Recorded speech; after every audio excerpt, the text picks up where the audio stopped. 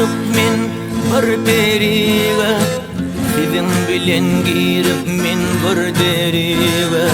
Dostlarım aşık men bir periwe, sizin bilen girip men bir deriwe.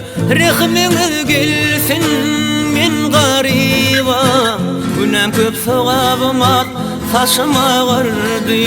Rehminiz gelsin men gariba, günahım köp sogabım at başıma ağırdı.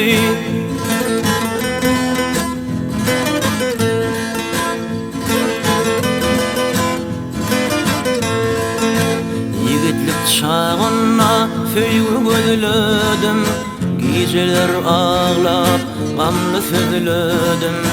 Yigitlik çağına föýgü gözledim, geceler ağlap gamly sözledim. Dostlarım nerede diye uyladım, günahım köp sogabım at saçıma ağırdı. Dostlarım nerede diye uyladım, günahım köp sogabım at başıma ağırdı. Aşıklık yanmaktır, küle dönmektir, mertligidin borcu ondan dönmektir.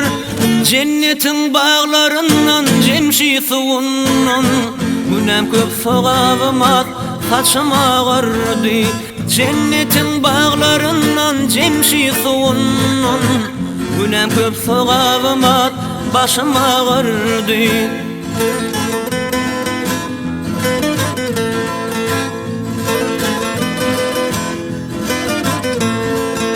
Dostum sene minni saçıma ağarıp, ya da men kimi senem yanımma oda.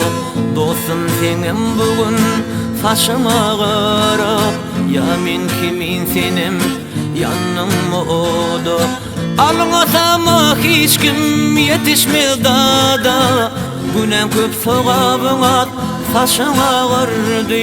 Almasama hiç kim yetişmez dada, günahım köp sogabım at başıma ağırdı. Aşıklık yanmaktır, küle dönmektir, mertligidin borcu ondan dönmektir. Cennetin bağlarından, cemşi suwundan, günahım köp sogabım at saçıma ağırdı. Cennetin bağlarından, cemşi suwundan, günahım köp sogabım at başıma ağırdı. Günahım köp sogabım at saçıma ağırdı.